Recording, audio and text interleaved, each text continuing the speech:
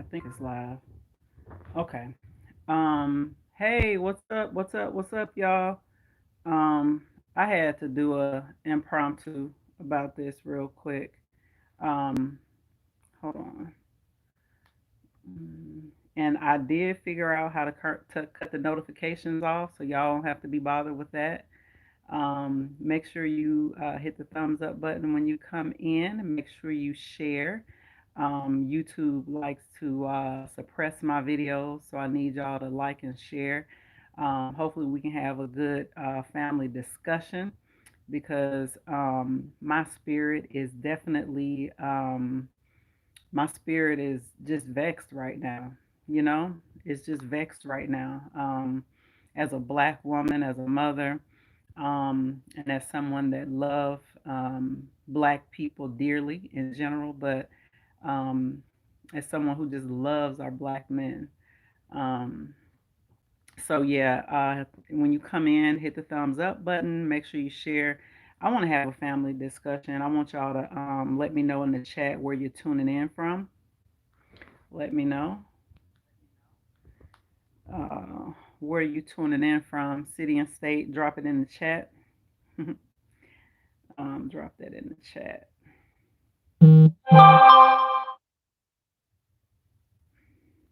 Sorry. Okay. All right. I'm about to get started talking about this. Um. Okay, y'all. Lord have mercy. Okay, there we go. All right. Cool. Hey, live from somewhere in the Caribbean. All right. You don't want to tell us where? All right. So yeah. I need to first of all say, rest in peace to the young brother, young Dolph. I guess that's his name. I have to be completely transparent. I have never heard of this young brother. I don't listen to music on streaming services. I guess I'm old fashioned. I don't have Spotify, but my son, who was 14 years old, does. And he knew the rapper. And apparently, y'all fact check this or let me know, but Boyce tweeted that over 200 rappers have died this year alone from gun violence. That seems like a lot. And Boyce specifically went after Apple Music and Spotify for promoting the type of music that has the killing and stuff like that, like on repetition. And I have to say that as a mom, I view things very differently than I did in my early 20s, right? Like I mentioned, my son is 14. He's a young man. And he listens to a lot of these young rappers, and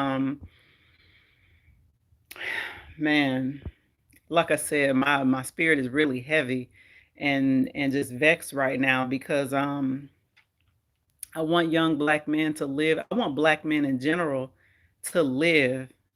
Hey, Washington D.C., you right down the street, sis. Jackie Chisholm, right down the street, D.C. Right down the street from me in Silver Spring.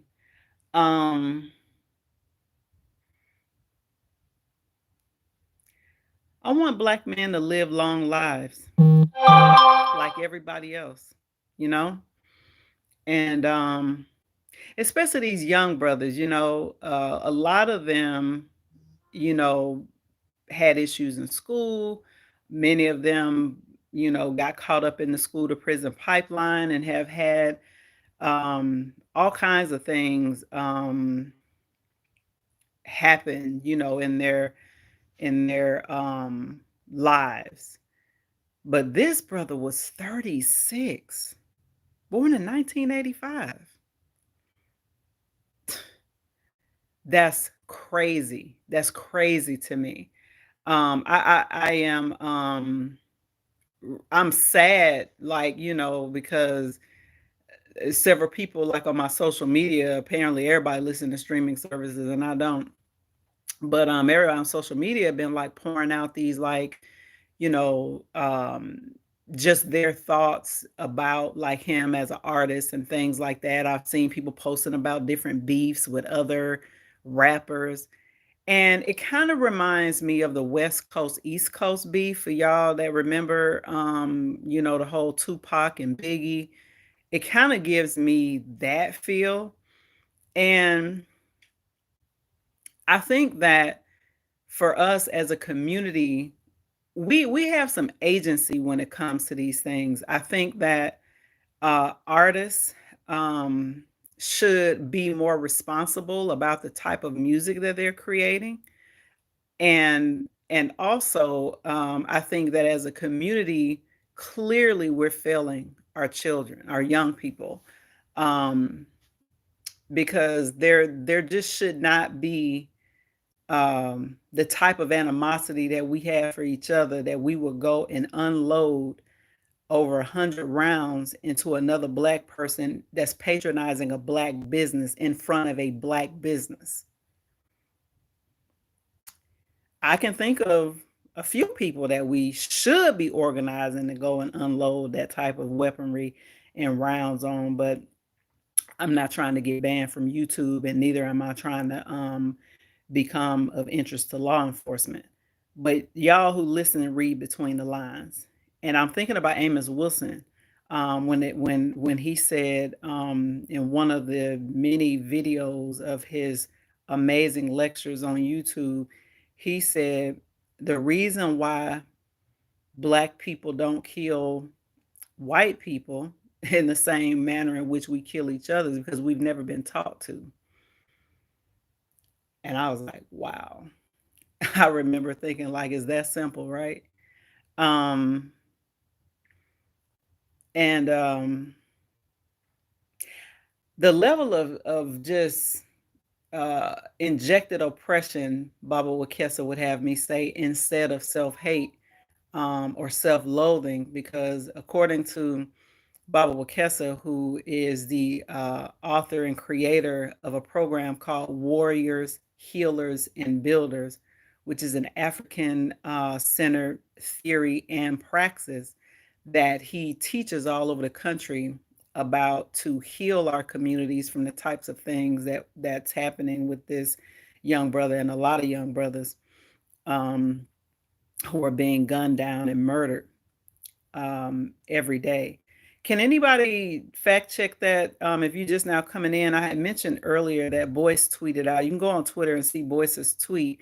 He tweeted out that over 200 rappers have been murdered just this year. Let me just make sure I'm reading it right. Just a second. I want to make sure that because I actually retweeted it. Um,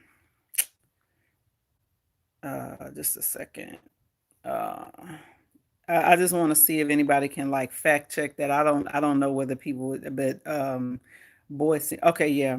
He said, yeah, over 200 rappers have died in the last year alone. He said maybe Apple Music and Spotify should stop promoting death in the black community. But black death appears to be trendy. So just pretend I didn't say that. They got you dancing along to your own genocide, young Dolph. Um, Anybody else's spirit just vexed right now? Like, just I love black people from a very deep place. And so when I hear about anything like that, I get sad, like really sad. You know what I mean? And and I try to figure out ways in which I can be more helpful than I already am, to our community, and for those who follow me on social media and folks who know me, that I'm already doing this work. I'm an organizer, I'm an activist, I'm a mother, all of those things. So I am doing a lot of work to make the black community um, safe and whole, the way that it should be. And welcome to those of you who are just coming in, asking you to hit the thumbs up button and share. YouTube certainly shadow bans pages like this, like mine, Pan African Black Nationalist leaning pages. So hitting the thumbs up and sharing will definitely help go a long way in beating their algorithms and get more people in for the conversation. Let me know where you're tuning in from, what city and state, or what part of the world. Somebody's here from the Caribbean as well. What part of the world are you in? So, um, I would love to hear your thoughts for those of you who are watching. Your thought, or put them in the chat. What are your thoughts about some of the things that we can be doing? Hey, Cleveland, Ohio, that's my hometown. Shout out to Cleveland. Um, I would love to hear people's thoughts. Oh, make sure you subscribe. If you're not subscribed to this channel, subscribe. Um, what are your thoughts on how we can save our young men, our young boys? How can we save our people, right? I saw somebody else say that being a rapper is the most dangerous job for black men. Something that we created initially was very political, was created out of the conditions of oppression, like a lot of things that black people create. We're creators, we're innovators, we're amazing. But like a lot of things we have created, it's been Atlanta, Georgia. Shout out to you. Um, it has been co-opted, right, by powerful forces, and certainly used as a tool against us now. And I'm wondering what types of innovative ways and strategies can we rescue an art form that we started that was deeply political, right? That articulated the oppression that we were living under. Um, until now, it seems to be a machine to that's being used to encourage black men to murder other young black men. Um, that's just not okay with me, you know? Mm-mm, it's not okay.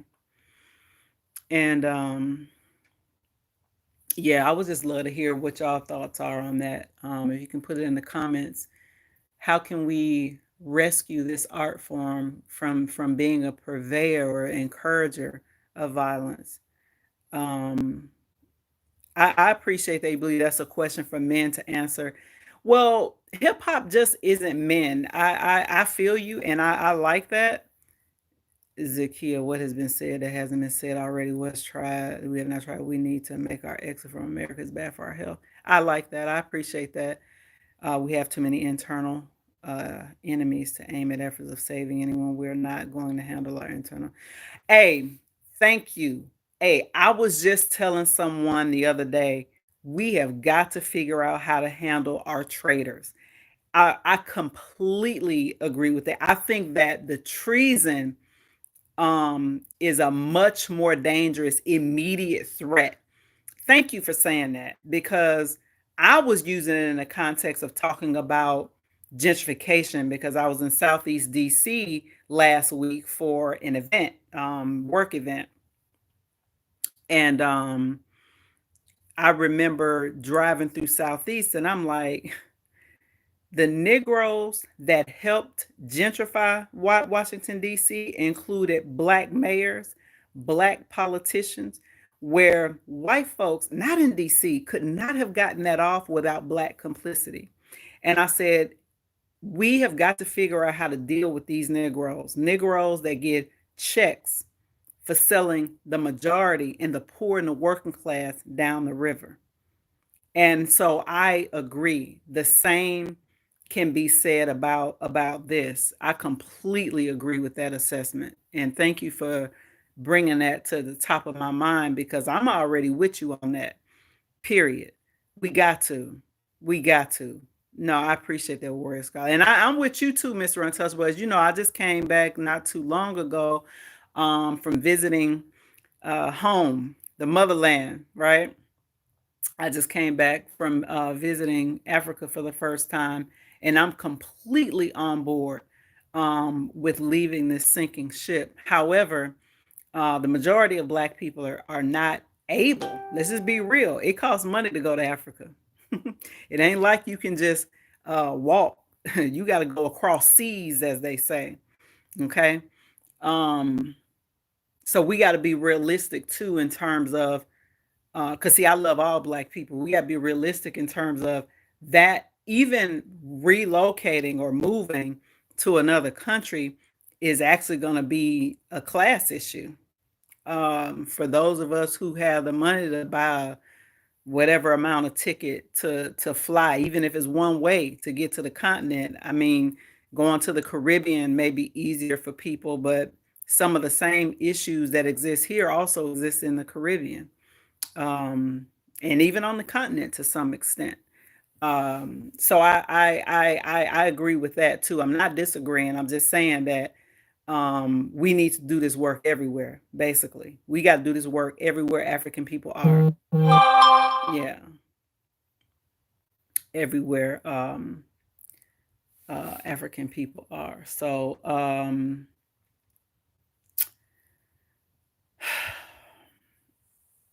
we need to have some meetings about this music, though. The one thing that I think that we can do, and this is something that I have been doing as a mom. I mean, clearly, I'm not with my son all the time, uh, but I definitely discourage him. Um, I definitely discourage him from listening to bullshit rap. And I have even, introduced him to conscious rap. He likes just Siri X. Um, I don't know if he's dropped anything lately, but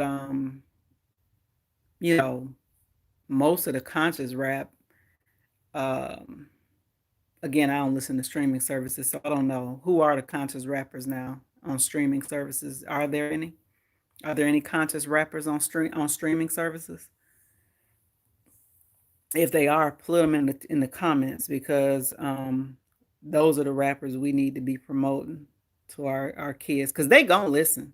They're gonna listen to it. They're drawn to it. We created the art form, but there. Wow, no, what? There's none. Warrior Scholar, there's none. Oh man, that's even more depressing. So no, like so then he just got to continue to listen to the old conscious rap shit. What up though, Andre? Yeah. Um.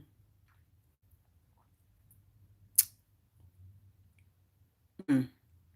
And then we also need to teach that if you're gonna have a beef with another black person, have the same kind of grace you got with these white folks out here. A lot of us go on to jobs where we work with white people.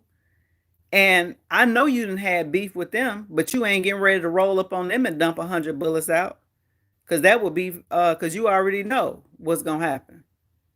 You know? The same type of grace that we have for white people on these jobs, we need to have for other black people. Cause I've seen a few people making excuses. And shout out to people who just coming in. Hit the thumbs up button, share. If you're new here, subscribe. Um, we beating YouTube's algorithms, you know. But people aren't Ciroc. Oh, okay, but people not supporting. Okay, so Ciroc is one. So I'm a yes, thank you. Immortal Technique. Yes, I have. He's in. So I have introduced him to Dead Press. He's familiar with, like I said, just Siri X, who is a member of the nation. Used to be. I don't know whether he still is or not because he didn't kind of gone mainstream in some ways. Um, Not mainstream as far as he put out. Yeah, Arrested Development has a new song called Vibe. Thank you. With Big Daddy Kane. Amir, you familiar with this song? What's the song called again? Um Look up Arrested Development with Big Daddy Kane. Oh, the song is called Vibe. Scared of white backlash. Exactly, Latif. What up, though? Subscribe to my channel. Vibe. Thank you, Andre. Yeah, give me all the recommendations for my son because he be listening to this music on streaming services. Oh, Lupe Fiasco. Yes, he is. I forgot about Lupe. Lupe Fiasco is an artist. Look up a song called Vibe, Vibe. Arrested Development. That's the artist featuring Big Daddy Kane. I don't know who Arrested Development is. That was our look. That was our age. That was our childhood. My son is 14. For people who just tuning in, and he listens. He was really. I had never. I'm gonna tell you when I first got hip to the fact that my son was listening to stuff that I had no idea, because I'm not even that old, but I don't listen to. And the Roots are definitely still cool. Absolutely, my husband loved the Roots. Um, um, I lost my train of thought. I was about to tell y'all something. Oh, XX Tentacion. Remember when he got killed? I was like, who the fuck is that? And my son was sad. He was sad. I was like, he was a rapper. Never heard of him. And I was like, so where you listen to him at? That damn phone. Apple Music. I got to get in tune. I am now, but that's what I'm saying. That's how I found out that music. I mean, I've heard of Spotify. I just don't use it. I've heard of like Apple Music. I don't have an Apple phone. My son and my husband have Apple phones. I'm team Android, you know? Keep him away from anything called drill music. Right. Right. Right. And he better not be listening to that. Yeah, everybody, we name our generation X. Right. I know. Um, yeah, man. So that's why, I have introduced him to that early hip hop, Public Enemy. Um, but yeah, that drill music, that's definitely killing a lot of people. It is on purpose. And I was heartened, but at the same time, a little mad. But I mean, we all been young and dumb before, I guess, as they say, in certain instances on certain things. I know I've made mistakes as a young woman that I would not make as a 40-year-old woman. That's just the reality. But see Dolores Tucker, may she rest in peace. She tried to stop this. She gave a valiant effort in stopping the trash that we call music now. And I remember because I was maybe in middle school in the early 90s when she was on her crusade. Yeah, middle school, early high school. But I was heartened the other day because I saw Snoop was on somebody's podcast. He was on something. And he said, see, Dolores Tucker was right. He says that now as a 53-year-old man. He said, as a young man, I saw it as a personal attack. I saw it as an attack on me trying to feed my family. Um, you know, who, you know, um, and he said he felt like it was personal. But now, as a grandfather, right, as a father of grown kids, he said she was right. And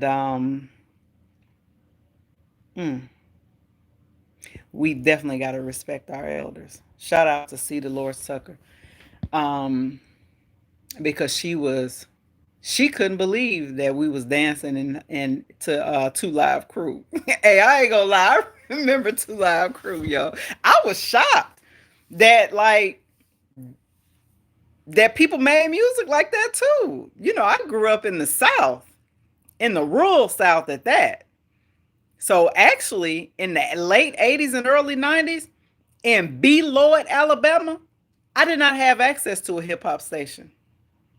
We would have to go to Birmingham or Montgomery. Then we would get our music. But in B. Lloyd, turn on the radio, all you're going to hear is country. And that was in the late 80s, early 90s. It wasn't until like the mid 90s that the hip hop stations and R&B stations started going into the Birmingham stations you could get in Selma or B. Lloyd.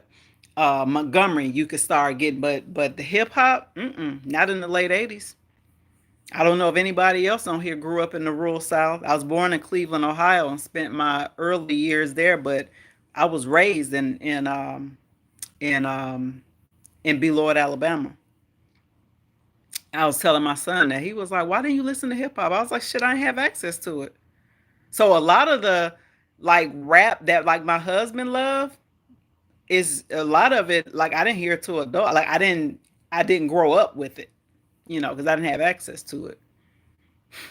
I liked country music because that's all we had access to. Yep, it's some country music that you really love. I'm serious. I remember my friends thought I was weird when I moved back to Ohio for high school. A black girl listening to country music. But but yeah, I definitely I want our young black men. Thank you. Listen and follow Pharaoh Munch Common.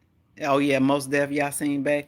Yeah, I got to make sure he not drill music. Now that is something new. I got to make sure he not listening to that drill music.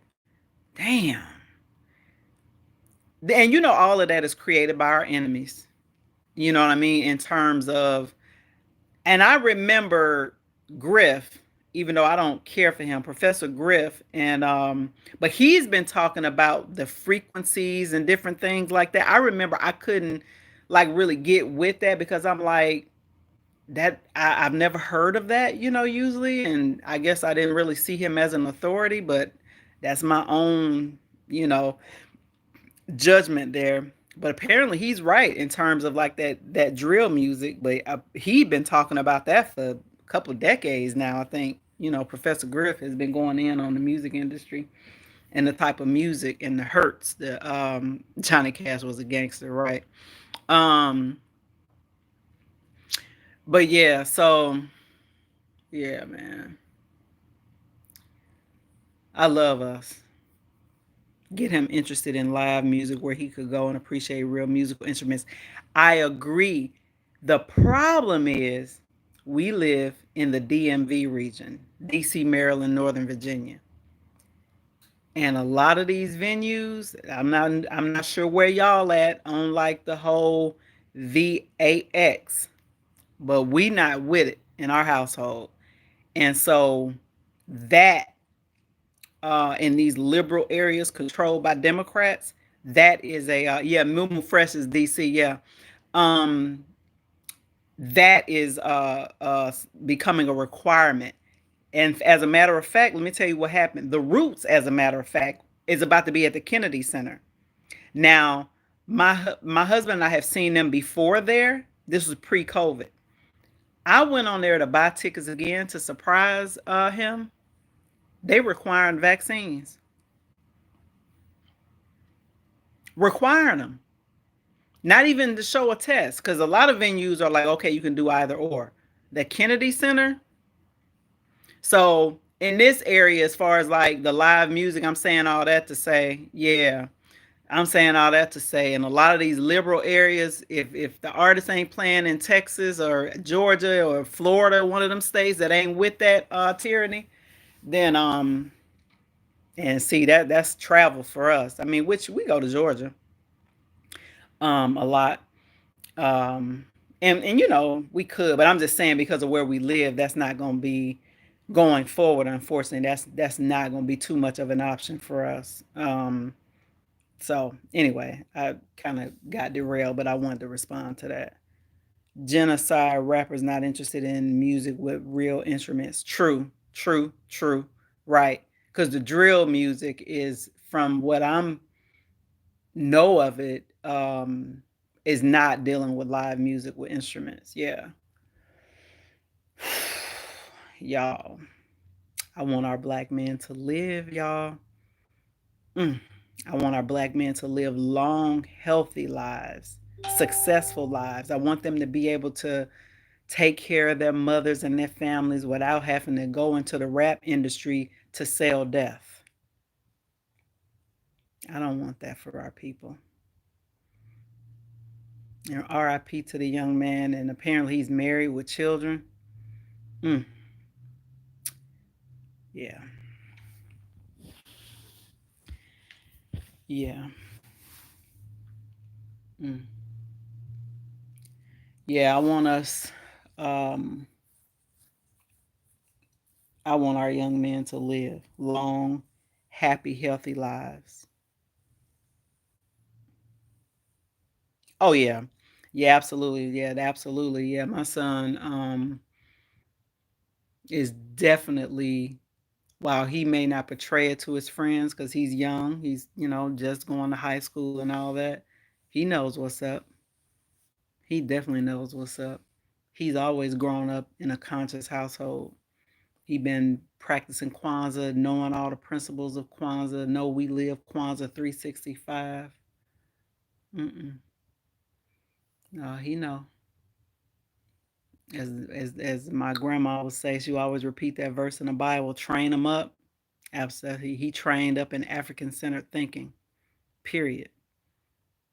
Mm-hmm. He trained up. And my daughter too. Yeah. So I just wanted to come and have a family discussion with y'all, and also, yeah, Rhapsody for sure. And also let y'all know, come back at 8 p.m. Eastern. I will probably talk about this issue again because I am, yeah, he definitely going through a little rebel stage, rebelling. Um, I'm gonna have brother Antonio Travis, who's like a nephew to me. He's a young man himself in his early 30s. No, and matter of fact, Antonio not even in his 30s. Antonio's still in his 20s. He's like a nephew to me. I'm interviewing him tonight. He is from New Orleans, Louisiana. He started his own organization called the Black Man Rising Movement. And so I am highlighting his work tonight on my channel on Real Talk with ZSJ. So make sure y'all come back at 8 p.m. Seriously, if you already subscribed, subscribe. We're going to talk about this issue, I'm sure. But we're also going to talk about the work that he's doing, talk about why he started Black Man Rising Movement in New Orleans, Louisiana, talk about life for young black men in the South, um, and just to have a good family conversation. So we want y'all to come in. Um, that's right. New Orleans definitely has a rich culture, and he's born and raised New Orleans. Antonio Travis with the Black Man Rising Movement is my guest tonight on Real Talk with ZSJ at 8 p.m. Eastern. I'm looking forward to y'all coming back. Absolutely. Be there, be square. I'm looking forward to having y'all back on. I'm sure, like I said, we'll talk about this young brother that just got murdered today in Memphis, since that's the South. That was the other thing I reflected to my son before I get off of here. First of all, anybody from the South besides Atlanta on the live right now, put your city and state in the comment for me. Like I said, I'm in the DMV region, DC, Maryland, Northern Virginia. And I was reflecting to my son, because we talked about this before I went live, the young Dolph guy that just was murdered in Memphis. Them southern cities back in the late 80s and back in the 80s period, especially the early to mid 80s.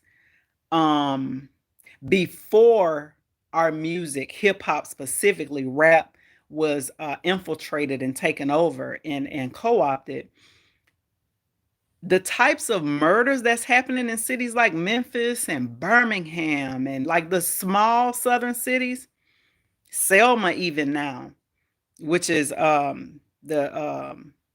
county seat of where I grew up in Beloit, which is a little rural area right outside of Selma. The type of killing and murdering that black folks is doing in the rural South now, or the South period, hey, it wasn't like that in the 80s, y'all. It wasn't like that. Selma was still where people would come from Detroit, Cleveland, uh, Chicago to get away from that shit. Black people would go back to the South to get away from that. And I'm saying that because my family still own 100 acres of land in Alabama today, in Beloit, Alabama. And my family did it because my great grandfather, shout out to James Williams, my great grandfather, um, one of the first black men to own that much land in Dallas County, Alabama. He built a house on that land. He farmed that land. Okay. And he gave away a lot of land to other black people in that community. And his will makes it hard for us as a family to sell it because everybody has to agree. All the heirs. You know how black folks is. Everybody ain't gonna agree. um, he said, I always want my children, my grandchildren, my great grandchildren, and the great grands that I won't see to have somewhere to come when they need to, if they need to. And that has happened. Like, because as you know, like other black folks, the great migration north, a lot of them left Beloit and went to Cleveland, went to Dayton, went to Detroit, went to Chicago, went to LA. I got family everywhere. And so I remember even while I was living there, I had uncles, cousins, they would get in trouble with the law or something, right? Or be trying to get off drugs. And they would always come home to that refuge in Beloit, Alabama, and get themselves clean. Because you couldn't find drugs down there like that. You really couldn't. I mean, I'm sure you like will probably have to go to Birmingham, which is the biggest city in Alabama. Back then, now you can find drugs everywhere in Selma. Um, and the murdering is Selma was not that bad. I'm telling y'all, in the 80s, it just wasn't. Like I mean, Selma is rivaling Chicago in some areas, you know. So anyway, kind of got off topic, but no, I said that because of Memphis. You know, I mean, I just remember like the South, it just was not that bad. Now with this music programming us and shit, and now you can listen to music on your phone. It don't have to be a radio. It's ubiquitous, I will say. Anyway, I love y'all family. Um, show some love to black folks. We hurting. We're hurting. You know, show some love. When you see another black person on the street, don't mean mug. Smile. Speak. We just got to start showing each other more love and more grace. I'll see y'all at 8. Thank y'all for tuning in. Peace.